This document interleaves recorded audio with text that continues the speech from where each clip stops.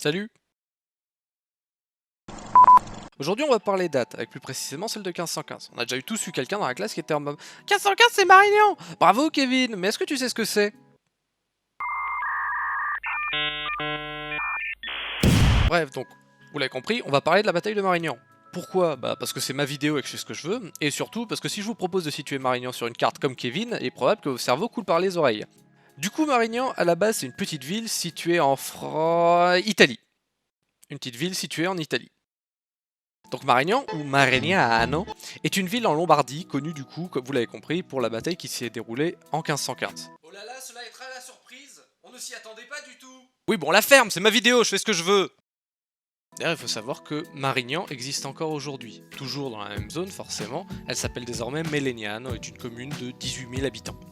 Mais au-delà de savoir si c'est facile à retenir, et que ça se trouve en Italie, ce serait bien de recontextualiser tout ça.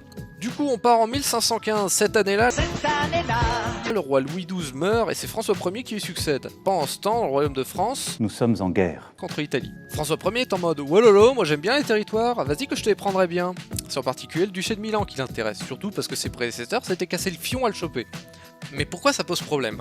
Bah déjà, Milan est un gros duché, ancré dans la plaine du Pô, et surtout permet de faire le lien entre la Suisse et Rome, entendre le Vatican. Parce que la Suisse, avant d'être un pays neutre de banques, de fromage, d'horloge ou de... Oh merde, c'est mon alarme à second degré. Bon, je reviens. Bah la Suisse était un pays qui était déjà très fort militairement, et même le bras armé du Vatican, dont ce dernier a encore conservé aujourd'hui ses gardes suisses. Mais revenons à la guerre. Nous sommes en guerre. Le duché de Milan est donc sous protectorat suisse et du Vatican. Ils veulent empêcher l'expansion du royaume de France allié avec la Vénétie. Parce que oui, du coup, Venise, elle est alliée aux Français.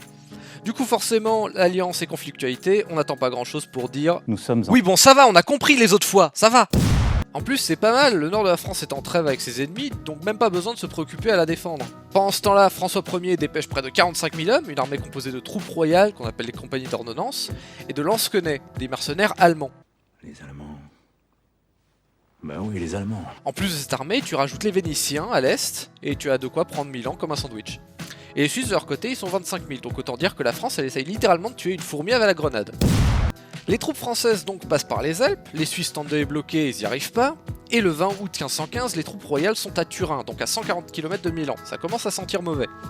Les Suisses vont commencer à être désorganisés, certains vont vouloir se rendre, d'autres vont vouloir continuer à se battre. C'est un bordel.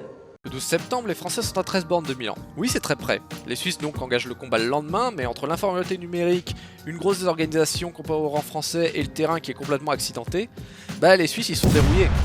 Du coup, la bataille se termine le 14 septembre sur une victoire qui restera une fierté pour le roi François Ier, et le traité de paix perpétuel est signé le 7 novembre 1516. Et ouais, c'est un peu décevant. Cette bataille est vraiment l'incarnation de la gloire de François Ier et a été grandement véhiculée par la propagande royale.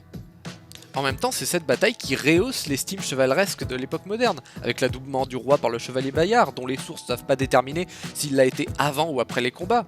Après, faut imaginer que quand c'est quand même classe de se dire qu'on a été adoubé sur le champ de bataille. C'est quand même beau. Comment vous dites que ça s'appelle déjà?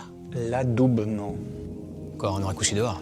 Donc forcément, c'est classe de se souvenir de la victoire d'un roi combattant et chevalier. Tellement classe que l'histoire se souvient assez mal des défaites du roi après cette bataille. Typiquement, le duché de Milan est perdu par les Français en 1521.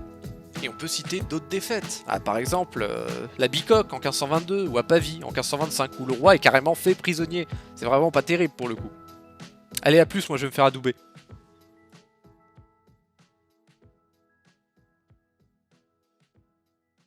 Merci beaucoup d'avoir regardé cette vidéo, j'espère qu'elle vous aura plu. Tout de suite le disclaimer avant tout, je ne suis pas un expert, moi je ne me revendique pas comme un expert en la matière, hein, je fais des vidéos pour mon plaisir, et c'est surtout le but, c'est de transmettre des connaissances de façon simplifiée et courte. Donc si j'ai oublié des choses, n'hésitez pas à me le dire dans les commentaires, mais restez bienveillants s'il vous plaît. En tout cas, si le concept vous a plu, et je l'espère qu'il vous aura plu, n'hésitez pas à liker, commenter, partager la vidéo, et puis en espérant vous retrouver la prochaine fois. Allez, tchuss!